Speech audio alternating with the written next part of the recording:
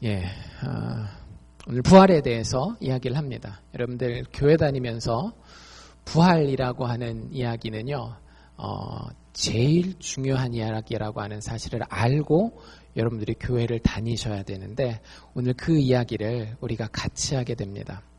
기독교 신앙의 핵심이 뭡니까? 기도해서 병 고침 받는 것, 기도해서 자녀의 문제를 해결함 받는 것, 기도해서 나의 어떤 앞날이 잘 풀리는 것. 여러분들 그것은 교회 오시지 않으셔도 여러분들 얼마든지 잘 하실 수 있습니다. 목사로서 제가 분명하게 말씀드릴 수 있어요. 여러분들 교회 안 다니셔도 사업 잘 하실 수 있고요. 교회 안 다니셔도 난치병에서 치유함 받으실 수 있어요. 교회 안 다니셔도 자녀를 보란듯이 키워낼 수 있습니다. 하지만 여러분들이 교회 나와야지만 알 수 있고 깨달을 수 있고 누릴 수 있는 것이 무엇인가 하면 바로 부활이라고 하는 것이에요. 초대교회, 처음에 교회가 생겼을 때 이 부활이라고 하는 것이 교회로 하여금 로마 제국을 뒤집게 만들었습니다. 사도 바울이 고린도 전서에서 이렇게 이야기하죠. 그리스도께서 만일 다시 살아나지 못하셨으면 우리가 전파하는 것도 헛것이요 또 너희의 믿음도 헛것이며 우리가 모든 사람 가운데에 더욱 불쌍한 자이로라. 여러분들 교회 다니시는데 부활이 뭔지 한 번도 생각해 본 적도 없고 진짜 예수님이 부활했는지 안 했는지에 대해서 확인도 아직까지도 안 해보셨고 그 부활의 의미가 정말 무엇인지 모르고 교회를 다니셨다라고 하면은요, 사도 바울 표현대로라면 여러분들 굉장히 불쌍한 분들입니다. 이 시간에 지금 가서 쉬실 수도 있고요, 가족들과 여행을 가실 수도 있어요. 건강을 위해서 얼마든지 좋은 휴식을 취할 수도 있습니다. 한 푼이라도 더 벌기 위해서 지금 나가서 일하실 수 있어요. 굳이 여기 나와서 앉아 있을 이유가 여러분들에게는 전혀 없습니다. 뭘 제외하고는 예수께서 이 아침에 살아나셨다라고 하는 사실을 제외하고는. 여러분들 그 부활에 대해서 확인해 보셨습니까? 예수 믿으면서 사실 제가 이 마가복음에 대한 시리즈를 준비하고 그것으로 또 논문을 쓰면서 여러분들과 복음서를 나누려고 했을 때에 단 한마디 전하고 싶었었던 것이 바로 이것이에요. 부활. 왜냐하면 한국 교회에 부활이 없어요. 죽은 다음에 부활은 다 생각하죠. 그런데 여러분들 정말로 예수가 이 땅에 오셨고 죽으셨고 우리가 똑같은 몸을 입고 죽으셨는데 그분이 이 육체를 가지고 다시 살아났다라고 하는 것에 대해서 한번 점검해 보셨습니까? 그 정도 책임감은 있어야 예수 믿을 수 있습니다. 그 정도 부지런함은 있어야 진짜 예수 믿는다라고 얘기할 수 있는 거예요. 그게 아니면 교회 다니는 거 다 종교 생활이고 사교 생활입니다. 왜?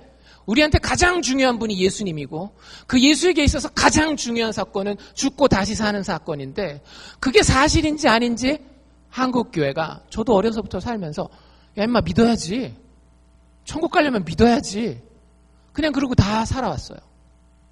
그런데 제가 신앙생활을 하면서 성경을 더 연구하고 좋은 성경 선생들에게 배워가면서 느낀 건 뭐냐면 부활이라고 하는 것은 너무나 영광스러운 사실이라고 하는 거예요.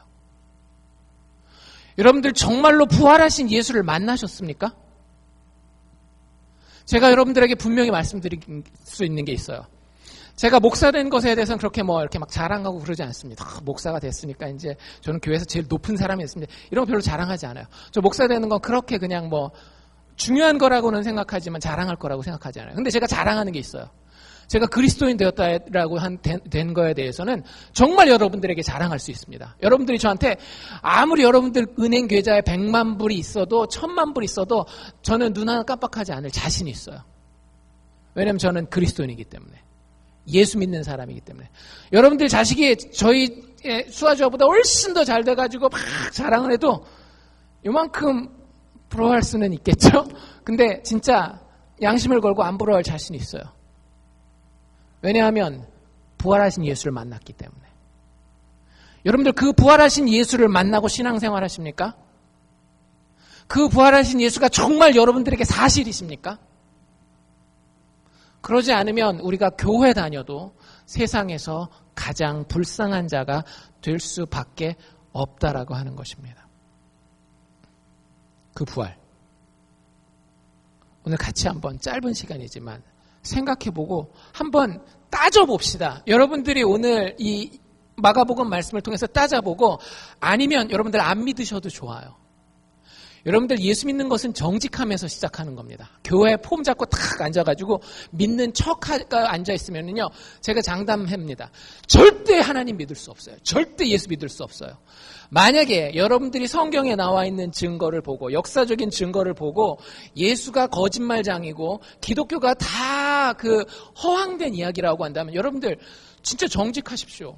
예수 믿는 것들 다 거짓말장이야. 순전히 교회에서 돈 뺏어 먹기 위해서 아니면 세상에서 권력 잡고 뭐 이러기 위해서 그거 다 파워게임이야.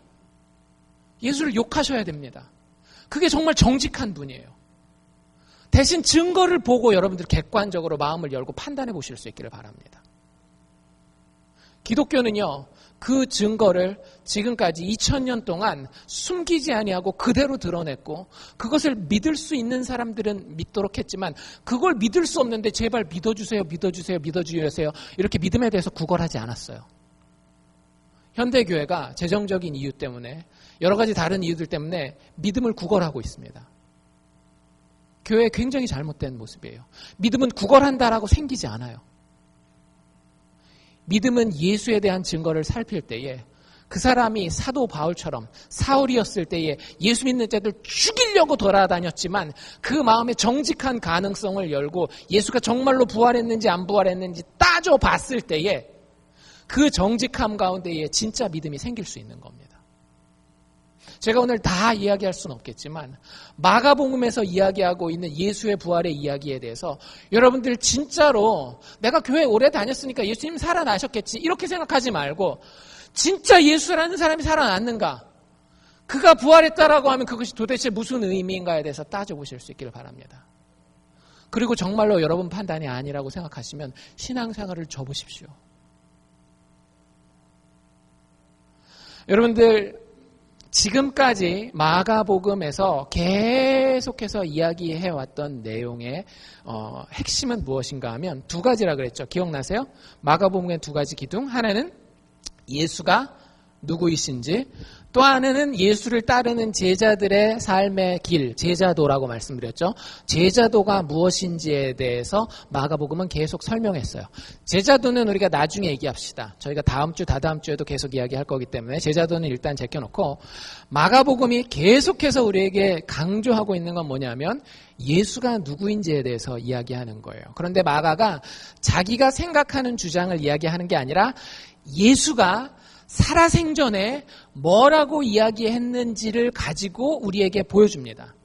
그러니까 예수는 분명히 자기가 이런 존재라고 살아있을 때 가르치셨다라고 하는 거예요. 여러분들 한번 생각해 봅시다. 어느 날 여러분 친구 중에 한 명이 여러분들에게 와서 야, 몰랐지? 사실은 내가 신의 아들이야. 농담이 아니라 굉장히 진지하게 여러분들에게 와서 여러분들의 인생에 신의 주권을 가지고 여러분들 인생에 간섭하기를 원하면서 그러니까 이렇게 인생을 살아야지. 그러니까 너 이렇게 행동해야지라고 이야기할 수 있는 그 권세를 가지고 여러분들에게 와서 내가 신의 아들이야 라고 이야기하면 여러분들 뭐라고 얘기하실래요? 저게 날씨가 굉장히 덥긴 더웠나 보거나 정신이 헷가닥 나와가지고 지금 자기가 누군지를 전혀 판단을 못하는구나 이런 상황이에요. 여러분들 상식적으로 그러지 않겠어요? 뭐 그냥 아는 사람이 아니라 진짜 여러분들 형이나 동생, 여러분들 친척이 와가지고 여러분들에게 사실 내가 지금까지 밝히지 않았는데 내가 신의 아들이야 라고 이야기하면 여러분들 얼굴 못 들고 다니지 않겠어요? 어쩌다 우리 가문에 우리 형이 우리 동생이 막 이래가면서 굉장히 난감해할 상황이에요. 예수님이 그랬고 사실 예수님의 가족들이 그랬습니다. 예수님의 가족들이 예수님 다닐 때마다 도시락을 싸가지고 다니면서 말렸어요. 형님 제발 이러지 마세요. 우리 가문의 명예가 달려있는데 형님이 이러고 다니면 안 됩니다. 말리고 다녔어요. 근데 그럼에도 불구하고 예수님은 분명히 이렇게 말씀하십니다. 마가복음 처음에 뭐라고 나와 있어요? 예수 그리스도 하나님의 아들의 복음의 시작이라. 마가가 선언한 것은 예수님이 선언한 것에 의해서 거기에 근거해서 첫 번째 마가복음 1장 1절을 그렇게 기록해 놓은 거예요. 내가 하나님의 아들이야. 내가 신의 아들이야. 너희들이 나를 따라야만 너희의 삶에 영원한 소망과 회복이 있을 것이야 라고 이야기를 하는 거예요. 그러니까 우리가 보일 수 있는 모든 반응을 예수님의 가족들과 그 주변에서 그 얘기를 들은 사람들이 계속 보이는 겁니다. 미친 거 아니야? 귀신 들린 거 아니야? 그 당시의 말로라면 귀신 들린 거 아니야? 그러면서 예수님을 계속 쫓아다녀. 근데 참 신기한 건 뭐냐면 예수님이 그렇게 말하는데 쉽게 예수님을 정신병원에다 가둘 수가 없었어요. 이유가 뭐였죠? 우리가 마가복음에서 본 사건들 때문에. 예수님이 다니는 곳마다 병자들이, 중풍병자가 벌떡벌떡 일어난 거예요. 손 마른 자들이 손을 쫙 펴는 거예요. 눈 먼 자들이 눈을 떠서 보는 거예요. 귀신 들렸던 자들이 제정신으로 돌아와서 똑바로 인생을 살아가는 거예요. 그런 예수를 보고 예수님이 하는 나는 하나님의 아들이야 라고 하는 그 선언에 굉장히 헷갈렸던 겁니다. 그러면서도 인정하기가 너무너무 어려웠어요. 왜냐하면 다른 조금 위대한 영적인 사람들도 그런 일들은 했거든요. 여러분들도 좀 용하다라고 하는 점쟁이, 무당, 박수들은 어때요? 신통하잖아요.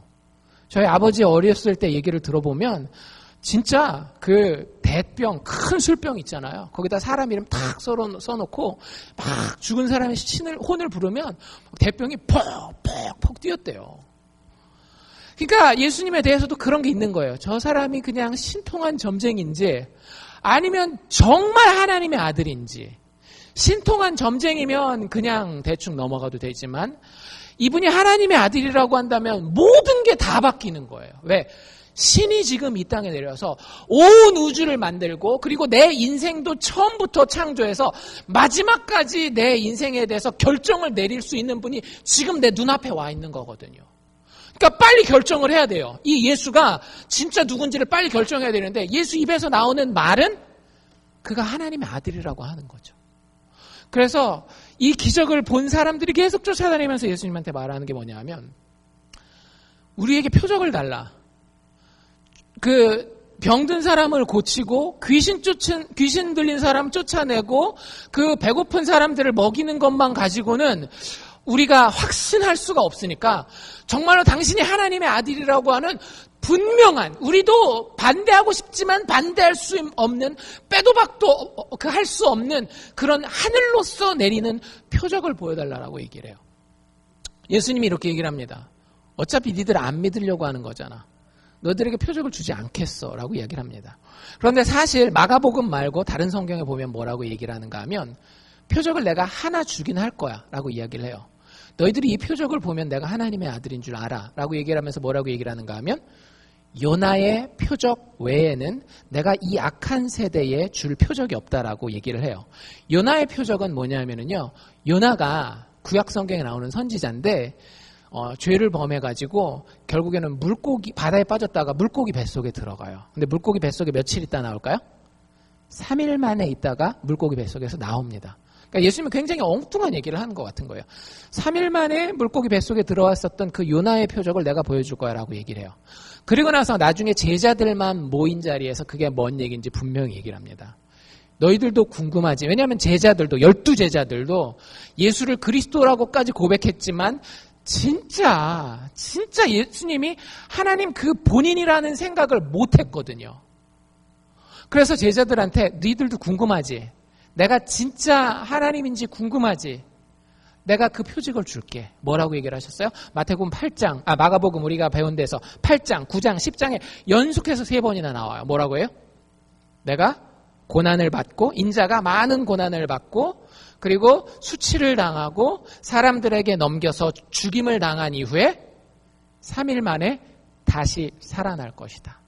너희가 이것을 보면 내가 하나님의 아들인 줄 알아라라고 예수님 살아있을 때 이미 여러 번 얘기했어요.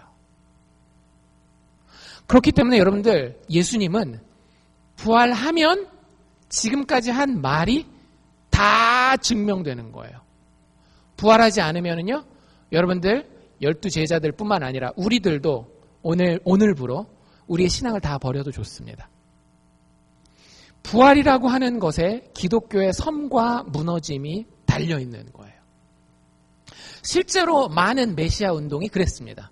예수님 이전에, 예수님 이후에 이스라엘 사람들이 너무 힘들어서 메시아를 굉장히 오랫동안 기다렸어요. 그리고 예수님만 아니라, 예수라는 사람뿐만 아니라 꽤 많은 사람들이 자기가 메시아다, 하나님의 아들이다 해서 무브먼트를 쫙 일으켰던 것들이 역사에 기록되어 있습니다. 성경 말고 성경 밖에 객관적으로 기록된 역사에 많은 사람들이 내가 하나님의 아들 메시아야 라고 이야기했었던 일들이 있어요. 근데 모든 그 메시아 운동이 똑같아요. 한 10대 개 되는데 그 모든 메시아 운동이 처음에는 그 사람이 딱 영웅처럼 일어나요. 군사력을 동원하건 기적을 베풀건 뭐 아주 그 뛰어난 선생이 되건 간에 사람들에게 센세이션을 일으킵니다. 막 따라다니죠. 그럼 누가 위협을 받겠어요?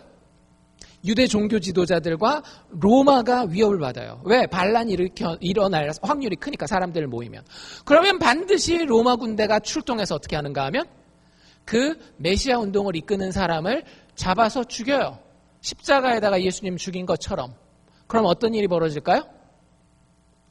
제자들이 남아가지고 끝까지 그분이 메시아였어. 이런 일은 한 건도 없어요. 역사 가운데에. 똑같이 메시아라고 주장했었던 사람들이 죽고 나잖아요. 그럼 다 둘 중에 하나예요. 집으로 돌아가거나 아니면 그 친구가 아니었나 보다 하고 다른 메시아를 찾아다녀요. 유일하게 예수 사건만, 예수 무브먼트만 분명히 그 메시아라고 주장했었던 사람들이 죽었음에도 불구하고 제자들이 떠나지 않고 그 자리를 지키고 결국에는 200년 안에 로마 제국을 뒤집어 놓는 종교가 됩니다. 여러분들, 생각이 있는 사람이라고 한다면 증거를 따져봐야 되는 거예요. 왜 그런 일이 있을까? 왜냐하면 그가 선언했던 그 선언이 너무나 큰 선언이거든요. 그냥 이스라엘의 어떤 사람이 그렇게 하기에는 그분이 한 행적과 그분이 선언한 자기 선언이 너무나 큰 거예요. 그리고 그분 스스로가 내가 그것을 증명할 텐데 그 사건이 부활이라고 얘기했다라고 하는 거죠.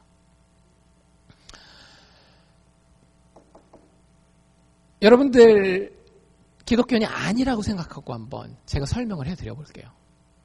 예수 믿지 않는 사람들이 인정하는 것 가지고 우리 한번 생각해 봅시다. 그 성경을 연구하고 1세기의 유대사를 연구하는 많은 사람들 중에 예수님을 안 믿는 사람이 있어요. 안 믿는 사람들이 많아요.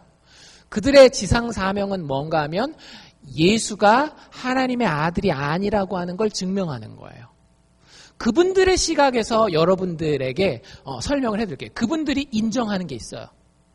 첫 번째 인정하는 건 뭐냐면 예수라는 사람이 살았었고 그 사람이 죽었다라고 하는 것에 대해서 분명히 인정합니다.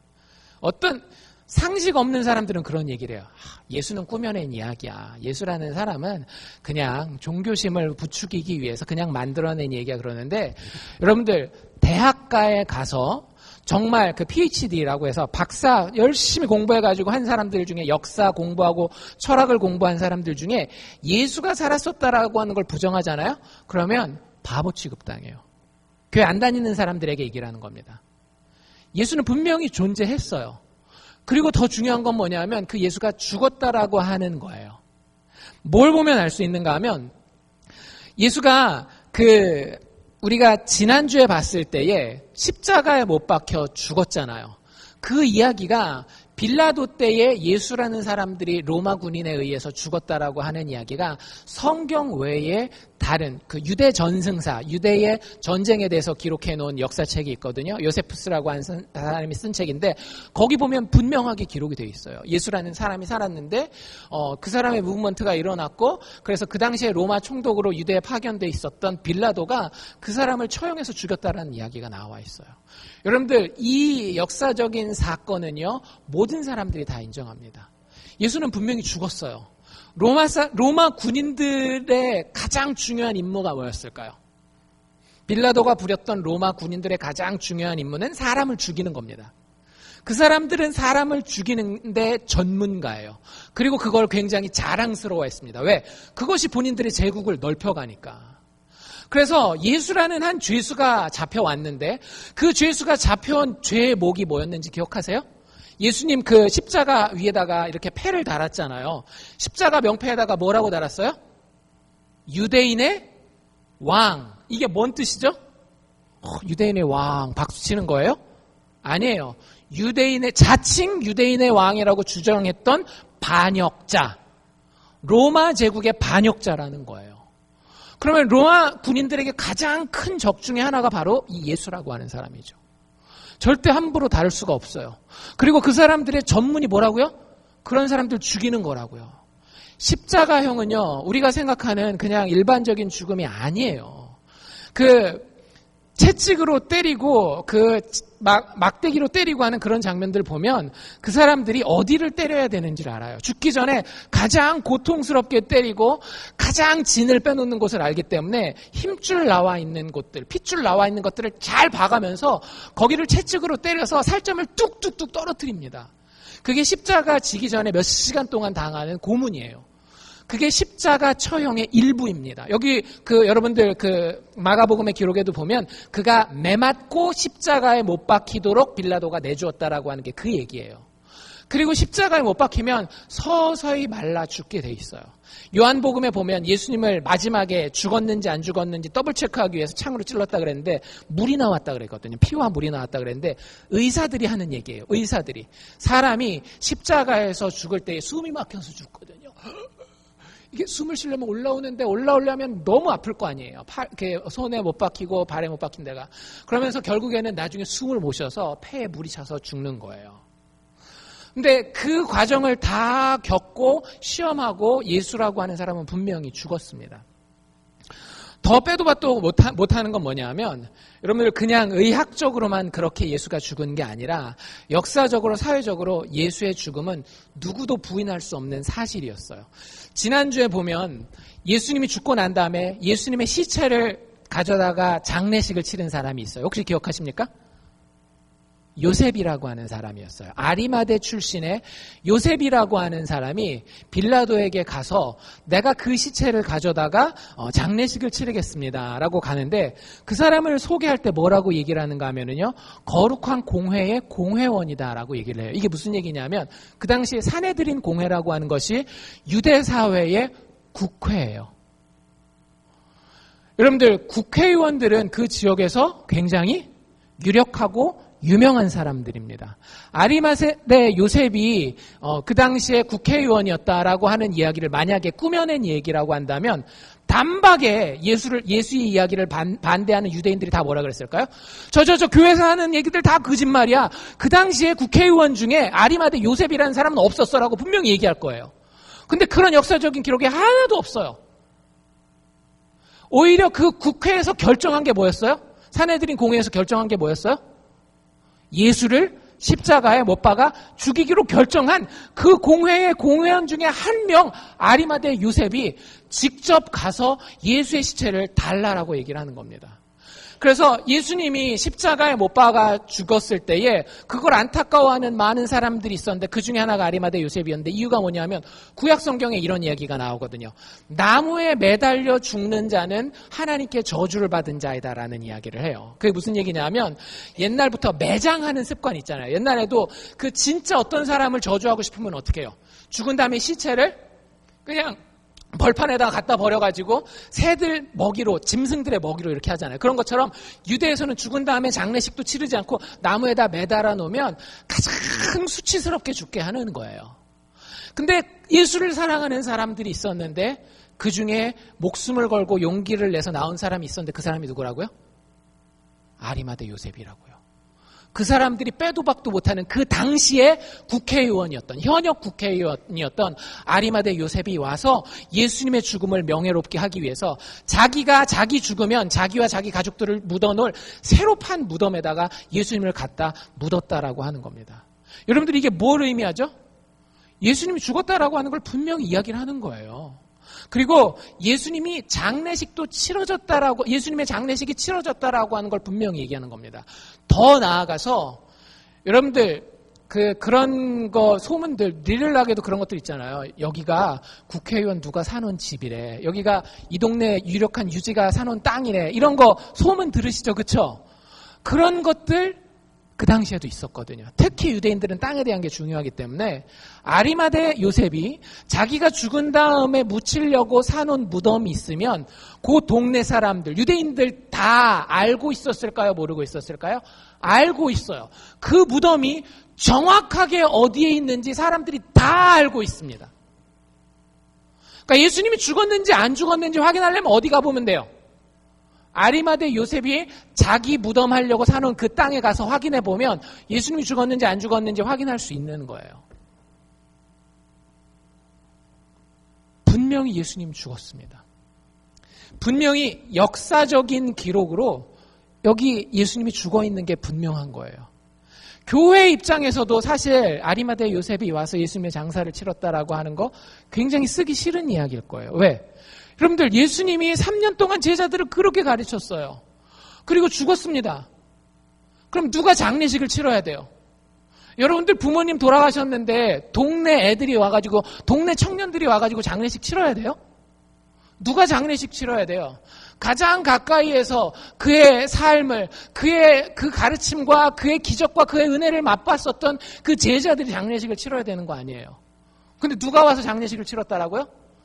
예수님의 가장 큰 대적이라고 생각했었던 사내들인 공회원이었던 아리마대 요셉이 와서 장례식을 치렀다라고요. 마가복음에 기록되어 있는 거예요, 여러분들. 초대교회 공동체가 얼마나 창피한 일이에요. 교회가 예수님 장례식 못 치러줬어요. 예수님의 원수들이 와가지고 예수님의 장례식을 치러줬어요. 그게 성경에 남아있는 이유는 뭘까요? 사실이기 때문에. 사실이 아니고 꾸며낸 얘기라면 그런 얘기는 여기 써놓을 이유가 있는 거예요? 없는 거예요? 써놓을 이유가 하등 없는 거예요. 이런 일이 일어났기 때문에 예수가 죽었고 십자가에서 내려져서 아리마대 사람 요셉이라고 하는 사람의 무덤에 분명히 묻혔기 때문에 그게 기록될 수밖에 없었던 겁니다. 이거는 예수를 믿고 안 믿고의 문제가 아니라 모든 1세기의 유대 역사를 연구하는 사람들이 다 동의하는 이야기예요. 여러분들이 이걸 반박할 만한 역사적인 증거가 있으면 공부해서 저에게 알려주십시오. 제가 예수 믿지 않도록. 많은 시도들이 있었어요. 예수가 죽지 않았다. 그냥 기절했었던 것이다. 별의별 얘기들이 다 있어요. 근데 그런 학설을 주장했었던 사람들이 예수 믿지 않는 사람들에 의해서 다 창피를 당하고 자기들 학설을 결국에는 접습니다. 그만큼 예수가 죽었다라고 하는 것은 너무나도 분명한 사실이에요. 또 한 가지. 예수를 믿지 않는 사람들이 인정하는, 물론 믿는 사람들도 인정하지만 또 한 가지 분명한 사실은 뭐냐면 예수가 분명히 죽었다 뿐만 아니라 예수의 무덤이 분명히 비어 있었다라고 하는 것에 대해서도 예수를 믿지 않는 사람들이 인정합니다. 인정할 수밖에 없어요.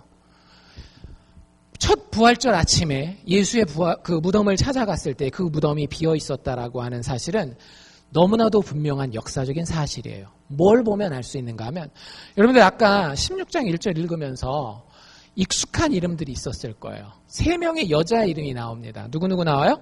막달라 마리아와 야고보의 어머니 마리아와 또 살로메. 여러분들 이 이름이 익숙하시다면 익숙한 이유가 있는 거예요. 왜 그럴까요? 우리가 지난주에 그대로 읽었어요. 지난주에 우리 16장 읽지 않았습니다. 우리 어디 읽었어요? 15장 읽었거든요. 15장에 예수님이 십자가 못 박혀 있을 때에 이런 이야기를 합니다. 멀리서 예수님의 십자가를 바라보는 여자들이 있었는데 그 중에 막달라 마리아와 또 작은 야고보와 요새의 어머니 마리아와 또 살로메가 있었으니 예수님의 죽음의 현장에 이 여자 셋이 있었고요. 그 다음에 그 뒤에 아리마대 사람 요셉이 장례식을 치를 때에 또 이 사람들의 이름이 나와요. 47절, 15장 47절에 보면 장례식 때에 막달라 마리아와 요새의 어머니 마리아가 예수 장례한 곳을 보았더라. 이런 얘기가 나와요. 그리고 난 다음에 오늘 우리가 읽은 16장 1절에 또 안식일이 지남에 막달라 마리아와 야고보의 어머니 마리아와 또 살로메가 가서 예수께 바르기 위하여 향품을 사두었다라는 이야기가 나옵니다. 여러분들, 이 여자들이 무덤을 방문한 첫 번째 그 사람들이에요. 나는 남자 제자들이 있었지만 여자들이 방문합니다. 그리고 나서 돌아와서 보고한 내용이 있었어요. 뭐라 그랬죠? 예수님의 시체가 3일 동안 다행히 날씨가 선선해서 썩지 않아서 우리가 향품을 잘 발라드리고 왔습니다.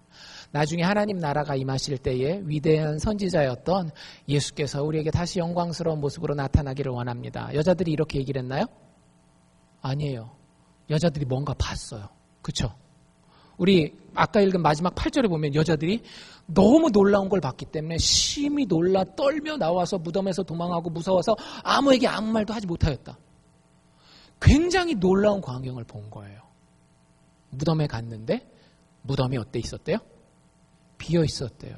여러분들 믿으실 수 있겠습니까? 우리는 못 믿을 수 있어요. 그런데 예수를 믿지 않는 역사학자들은 믿어요. 이 여자들이 예수가 무덤에 없었다라고 얘기한다면 믿어야지. 이렇게 얘기를 해요. 그 이유가 뭔지 아세요? 그 당시에 여자들이 어떤 존재에 있는지를 우리가 알아야 돼요. 오늘날에도 남자와 여자의 보이지 않는 유리벽 차이가, 유리천장이 있다라고 얘기를 하잖아요. 옛날에는 말할 것도 없어요. 제일 중요한 건 뭐냐면, 물론 여자가 경제적인 능력도 없고 사회적으로 교육도 못 받고 다 그랬지만 제일 중요한 건 뭐냐면 여자가 법정에 나아가서 증언할 수 있는 증언의 권리가 없었습니다. 아유, 무슨 여자들이 집에서 밥이나 하고 빨래나 하고 애나 키우지. 여자들 막 히스테리컬하고 법정에 나와가지고 증언 가치가 없어. 그 사람들 얘기는 들을 게 아니야. 그래서 실제로요, AD 1세기, 2세기에 기독교를 반대하는 많은 사람들이 꼬집은 게 바로 이 부분이에요. 야, 니들 교주인 예수가 부활했다며. 그거 누가 얘기했어? 누가 얘기했어요? 여자들이 얘기했잖아. 아유, 무슨 여자들이 한 얘기를 가지고 뭐 니네 교주가 살아나고. 진짜 그렇게 해가지고 예수를 안 믿은 사람들이 1세기, 2세기에 많았어요. 근데 여러분들 거꾸로 생각해 놓으면 어때요? 이거 꾸며낸 얘기면, 만약에 교회가 예수님 믿게 하려고 꾸며낸 얘기면 이 얘기 썼겠어요? 안 썼겠어요? 절대 안 쓰죠. 제가 여러분들에게 교회 헌금 좀 하게 해가지고 월급 좀 올려받아야 되겠다. 그럼 저한테 불리한 얘기 쓰냐고요? 안 쓰냐고요? 안 써요. 만약에 이게 꾸며낸 이야기고 교회가 이득을 취하기 위해서 만들어낸 이야기라고 한다면 뭐라고 썼겠어요? 우리의 위대하신 베드로 사도께서 3일 만에 정신을 차리시고 예수님의 무덤을 방문해서 예수의 빈 무덤을 발견하고 천사를 만나 부활하신 예수님을 체험하였습니다. 그리고 그 이후에 사도 요한이, 그리고 사도 안드레가 이래가면서 남자들 쫙 넣었을 거 아니에요. 근데 그럴 수가 없었어요. 왜? 그런 일은 일어나지 않았기 때문에. 부끄럽고 창피하고 그 당시에 손해보는 거 알면서도 실제 여자들이 간 거예요. 그리고 여자들이 본 거예요. 어떤 장면을? 무덤이 비어있다라고 하는 것을. 첫 번째 부활절 아침에 예수의 무덤은 분명히 비어있었습니다. 또 한 가지 증거는 아까 얘기했었던 아리마대 사람 요셉의 무덤이라고 하는 거예요. 예수를 싫어하는 사람들이 많았습니까? 적었습니까? 많았어요. 유대인들 가운데서도 많았고 로마도 이 반역자이기 때문에 어떻게 해서든지 이 싹부터 잘라놓으려고 계속해서 시도했어요. 그러면 예수 운동이 뭐 때문에 계속 뻗쳐나가는가 하면 이 부활 때문에 뻗쳐나가는 거거든요. 사람들이 미친 거예요. 뭔가를 봤다는 거예요. 죽었는데 죽은 사람이 다시 살아났다는 거예요. 그러니까 그 사람들 데려다가 막 죽이고 사형시키고 핍박해도 계속 아니에요. 예수 살아났어요. 하나님의 나라가 임했어요. 막 얘기를 하니까 미치겠는 거죠. 여러분들 이 문제를 해결할 수 있는 가장 중요한 방법은 가장 현명한 방법은 뭡니까? 부활하지 않았다라는 것을 증명하면 되잖아요. 어떻게 하면 부활하지 않았다라는 것을 증명할 수 있어요? 옛다고 던져주면 될 거 아니에요. 뭘? 예수님 시체를. 예수님 어디 묻혔는지 이 사람들 알아요, 몰라요? 안다라고요. 누구 무덤에 묻혔다라고요? 아리마대 사람 요셉, 그 국회의원이 얼마 전에 사놓은 그 무덤에 묻혔다니까. 가서 가지고 와. 근데 아무도 못 가지고 오는 거예요. 로마사 군인들도 유대 그 예수님 미워하고 이를 박박 깔던 바리새인들, 사두개인들도 그 어느 누구도 예수님의 시체를 가져다가 탁 던져놓고 여기 예수의 시체 있잖아, 니들 거짓말하지 마라고 얘기할 수 있는 사람이 한 명도 없었던 거예요. 그리고 그 이야기가 여자들의 증언으로 우리에게 기록되어 있습니다. 참고로 마태복음에 보면 뭐라고 나와 있는가 하면 이 유대인들이 얼마나 답답했는가 하면 그 무덤을 지키던 군인들을 몰래 부릅니다. 그래서 뭐라고 얘기했을까요? 이렇게 용돈을 좀 쥐어주면서 뭐라고 얘기했을까요? 야, 제자들이 와서 훔쳐갔다 그래. 말이 안 되는 거예요. 만약에 제자들이 와서 훔쳐갔으면 제일 먼저 일어나야 되는 일은 뭘까요? 그 무덤을 지키고 있었던 군인들의 사형식이 그 다음날 일어나야 됩니다. 아까 말씀드렸잖아요. 예수는 지금 반역죄의 대괴수예요. 그 사람이 부활 어쩌고 저쩌고 얘기가 나오도록 그 시체를 못 지켰으면 그 군인들은 다 죽어야 되는 거예요. 근데 그 군인들이 살아서 돌아다니면서 하는 얘기가 뭐라고요? 제자들이 예수님의 시체를 훔쳐갔대. 본인들이 그 얘기하고 다니는 거예요. 창피한 줄도 모르고. 여러분들 이런 것들을 보고 많은 예수를 믿지 않는 학자들이 예수님이 죽었으며 첫 번째 부활절 아침에 그의 무덤은 비어 있었다라고 이야기를 합니다. 이것을 설명하기 위해 여러 가지 이론들을 제시할 수 있어요. 여러분들 집에 가서 고민하십시오.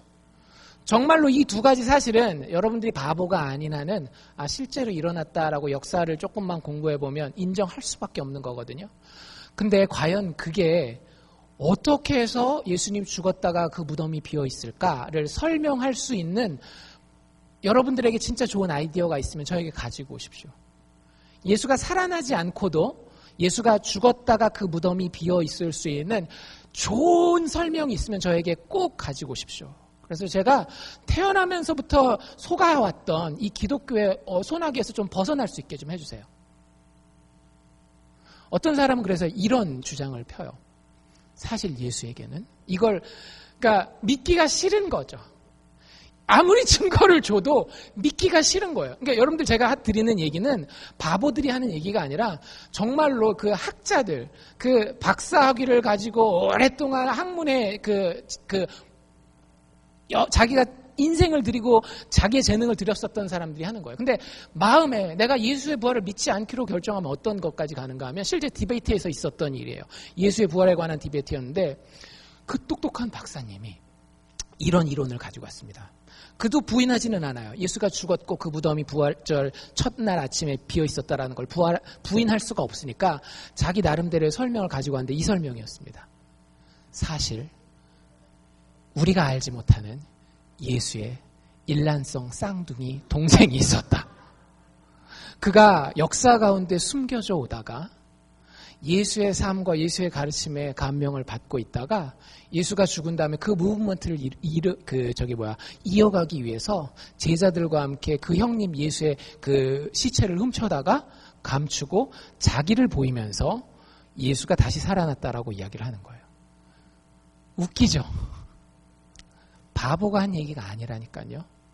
자기의 평생을 걸고 역사를 연구한 사람들이 예수를 믿지 않기로 결단하면 이 증거 앞에 그렇게 결단할 수도 있는 거예요. 성경은 뭐라고 설명하고 있습니까? 예수가 죽었고 그의 무덤이 비어있을 때 성경은 뭐라고 설명하고 있어요? 아까 우리가 읽은 6절에 이렇게 설명하고 있어요. 한 청년이, 이 청년은 다른 성경에 보면 하나님의 천사예요. 이렇게 얘기를 합니다. 청년이 이르되 놀라지 말라. 너희가 십자가에 못 박히신 나사렛 예수를 찾는구나. 그가 살아나셨다. 그가 살아나셨다. 너희들 죽은 거 알지? 무덤 비어있는 거 보이지? 왜 비어있게? 그가 죽은 자 가운데서 다시 살아나셨다. 그리고 여기 계시지 아니하니라. 궁금하면 와서 보라. 그를 두었던 곳이니라. 예수님이 말씀하신 그대로 되었어요. 예수님이 죽기 전에 내가 하나님의 아들이라고 하는 증거를 너희에게 분명히 보여줄 것인데 그건 병을 고치는 것도 아니고 배고픔의 문제를 해결해 주는 것도 아니고 귀신을 내쫓는 것도 아니고 내가 죽었다가 다시 살아난다라고 하는 것이 내가 하나님 아들 되는 증거야.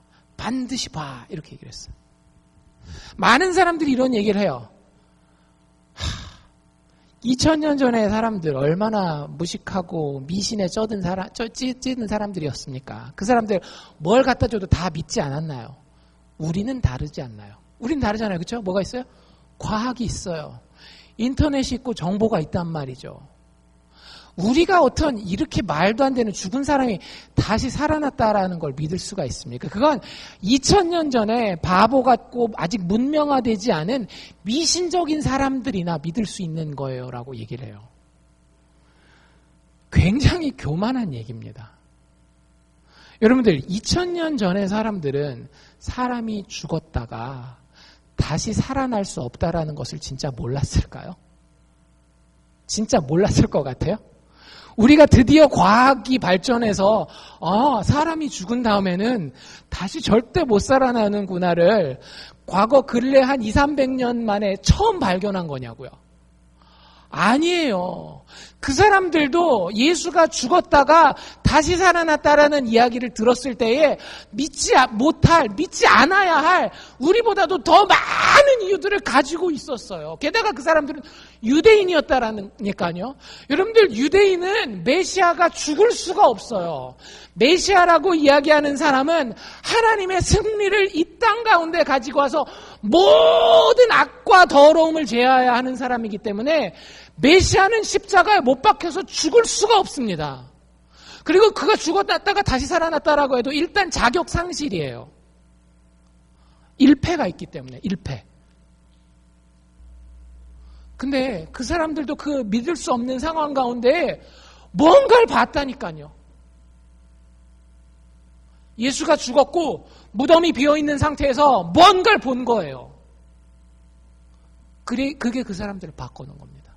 그 사람들도 죽은 사람이 살아날 수 없다라는 걸 알고 있었지만 뭔가 도저히 부인할 수 없는 것을 본 겁니다. 아까 제가 말씀드렸잖아요. 여러분들 형님이 여러분들에게 와서 내가 신이야 라고 얘기했을 때 여러분들 뭐라 그러시겠어요? 미친놈 아니야 그러시지 않겠어요? 예수님의 형제 중에 야고보라고 하는 사람이 있었어요. 야고보가 여러분들 나중에 보면 성경을 씁니다. 그리고 나중에 뭐라고 얘기하는지 아세요? 자기 형님을 하나님이라고 부르고 다녀요. 진짜 뭔가 보지 않았으면 이런 일이 일어나겠어요? 못 일어나겠어요? 일어날 수가 없는 거예요. 여러분들 예수님 반드시 다시 살아나셨습니다. 그리고 그가 살아나신 것은 그냥 신비한 기적적인 그냥 볼거리, 이야기거리가 아니에요. 그분이 지금까지 하셨던 이야기에 여러분들 다시 여러분들의 귀를 기울여야 합니다. 그분은 하나님의 아들입니다. 예수가 부활하셨다라고 하는 것은 큰 의미가 있어요. 마가복음 1장에 처음에 하나님이 예수 앞에 누구를 보내셨다라고요? 세례 요한을 보내셨다라고요. 세례 요한으로 뭐 하게 하셨다라고요? 물로 세례를 베풀게 하셨어요. 그게 무슨 뜻이라고 말씀드렸습니까? 정신 차려라 너희들. 잠에서 깨어라. 여기에 왕이 계신다. 너희의 인생 그렇게 살지 마라. 그게 인생이 가야 할 길이 아니다. 하나님의 나라가 예수와 함께 여기 임했으니 그의 말을 듣고 그의 가르침을 따라 그를 신뢰하고 그의 나라를 죽음 너머까지 체험하며 그 축복 가운데 그 회복 가운데 너희의 인생을 하나님의 형상 회복하면서 살도록 하여라. 이게 부활의 메시지예요. 2000년 전에 이스라엘 사람들에게만 던지는 메시지가 아니라 그 메시지가 지금까지 죽지 아니하고 유럽을 거쳐서 우리 한국 사람들에게 전해진 이유는 그분이 하나님의 아들이시기 때문입니다. 그리고 그분의 약속대로 죽고 다시 살아나셨어요. 우리의 죄악의 문제를 위해서, 우리의 인생의 모든 문제를 위해서, 우리가 알지 못하는 그 축복까지 우리에게 허락하시기 위해서 그분이 죽으시고 부활절 첫 아침에 죽음을 이기시고 무덤에서 다시 살아나셨다라고요. 이게 기독교의 메시지입니다. 뭘 보고 여기 앉아 계십니까? 아무것도 안 보고 아무것도 안 해도 여러분들 상관없어요. 이 부활하신 예수를 만나셨습니까? 이 부활하신 예수를 정말 만나셨습니까? 그게 그 사람들의 삶을 바꿔 놓았어요. 그게 역사의 방향을 바꿔 놓았어요. 그게 로마 제국을 송두리째 뒤집어 놓는 것을 볼 수 있습니다. 결정은 우리에게 남겨져 있어요. 마가가 이 복음서를 기록해 놓은 것. 예수님의 제자들이 다 순교하거든요. 다 죽어요. 한 명도 빼놓지 않고 다 순교해요. 그 모두가 그 죽음의 현장에까지 가서 한 이야기는 뭐냐면 내가 눈으로 보고 전에 들어 깨달아 체험하였노라. 내가 그것을 사람들에게 하나님이 전하시기로 작정하신 그 사람들에게 전하지 않고는 내 삶을 살 수 없느니라 하고 그들의 삶을 목숨을 버려가면서 살아간 것들을 볼 수 있습니다. 여러분들 우리가 성경에서 마가복음에서 보게 된 이야기가 바로 그것입니다. 눈으로 보고 바로 전해 들은 자들의 증언입니다. 11 제자들이 목숨을 걸고 이것을 증언하였고요. 그 당시에 못 배우고 무시받았던 여자들이 그 가운데에 더 손가락질 받아가면서 전했던 것이 바로 예수의 부활의 이야기였어요. 특별히 정말로 부끄러운 줄 알아야지 베드로. 예수님의 수제자라 그래놓고 3번이나 부인했었던 이 베드로가 마지막에 이 마가 자기 비서라 그랬잖아요. 자기 비서를 통해서 자기가 예수를 3번이나 부인했었던 이야기를 써가면서까지 예수님이 이렇게 사셨고 이렇게 말하셨고 이렇게 기적을 베푸셨고 말씀하신 대로 죽고 다시 살아나셨다라고 증언한 것은 본인이 눈으로 본 것이 있었기 때문에 그런 겁니다. 여러분들 이 베드로를 한번 잘 생각해 보십시오. 만약에 천사가 이 제자들한테 뭐라 그래요? 이 여자들한테 뭐라 그래요? 예수님이 살아나셨으니까 7절에 가서 그 제자들과 베드로에게 이르기를 예수께서 너희보다 먼저 갈릴리로 가시나니 전에 너희에게 말씀하신 대로 너희가 거기서 배우리라 하라 이렇게 얘기를 해요. 제자들한테 가서 예수님 살아났다라는 거 이야기하고 빨리 갈릴리로 가서 예수님 만나라, 부활하신 예수님을 만나라라고 이야기를 해요. 그런데 제가 천사라면 이렇게 얘기를 했겠어요. 가서 제자들에게 예수님 살아났다라고 얘기해라 라고 얘기할 것 같아요. 근데 여러분들 성경을 자세히 보면 그렇게 얘기하지 않았습니다. 작은 한 단어가 더 붙어 있는데 이렇게 얘기를 해요. 천사가 이 여자들에게 제자들과 베드로에게 가서 예수님 살아났다라고 얘기해요. 제자들이라고만 얘기해도 거기 누가 포함되는 거예요? 베드로가 포함되는 거예요. 근데 만약에 여자들이 가서 11 제자들 모여 있는 데에 예수님이 살아나셨는데 제자들 보고 다시 만나주시겠다고 우리가 다 벌벌 떨면서 도망갔지만 예수님이 부활하셔서 우리에게 은혜를 베푸시고 그 부활의 능력으로 다시 만나시겠다라고 갈릴리로 빨리 오래. 만약에 그 이야기를 베드로가 들었으면 뭐라 그럴까요? 부르셨겠지. 나 빼고. 지도 자기가 한 걸 아니까. 자기가 한 걸 알잖아요. 예수님이 거기에 부활의 메시지를 꼭 박아주시기 원했던 겁니다. 제자들과 베드로 너도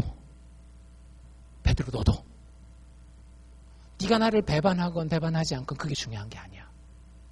너 다시 일어나서 나의 부활의 능력 가운데에 이 부활의 사도가 될 수 있겠어? 제자들 중에 가장 낮아진 자가 누구예요? 베드로예요. 가장 인생의 낮은 곳까지 떨어졌었던 자가 베드로입니다. 하나님 그를 제자들 중에 가장 큰 자로 들어서 쓰시잖아요. 여러분들 그게 부활의 능력입니다. 그게 부활의 예수님이에요. 여러분들 삶 가운데에 이 부활의 예수님을 만나지 못하면 여러분들 인생은 정말로 불행한 인생입니다. 마가복음 시리즈를 마치면서 여러분들에게 이렇게 도전하기를 원합니다. 여러분들에게 제가 예수에 대해서 마가복음에 소개된 눈으로 보고 손으로 만진 자들의 증언들을 다 같이 나눴어요. 그리고 오늘 마지막에 드디어 부활의 증거에 대해서 여러분들에게 소개했습니다. 과연 여러분은 이 부활의 증거 앞에 어떻게 반응하실 겁니까? 부활의 증거를 부정하셔도 돼요. 여러분들 정말로 정직하게 그걸 부정할 수 있을 만한 여러분들 나름대로의 이론이 있다라고 한다면, 많은 분들은 더 큰 문제는 사실은 뭐냐면 부활했겠지. 부활에 대한 무관심을 가지고 살아가는 거예요. 여러분들 그 두 자리에 머물지 마시기를 바랍니다. 예수님 우리에게 이렇게 하셨어요. 내가 너희보다 먼저 갈릴리로 가서 기다리겠노라. 여러분의 삶의 현장 그 갈릴리에서 부활하신 예수님은 기다리고 계십니다. 그분의 못 박힌 손의 자국을 보여주면서 십자가를 여러분들 심장 가운데에 그대로 세우시면서 내가 다시 살아났어. 갈릴리에서 너를 만나기를 원해. 이 부활의 증거 앞에 너는 어떻게 반응할 것이냐. 목사로서 여러분들을 설득하는 것은 여기까지입니다. 그 이후에는 여러분들이 결정하시는 거예요. 교회를 여러분들이 앞으로 몇 년을 다니시건 얼마나 교회에 많은 봉사를 하시건 그건 중요하지 않아요.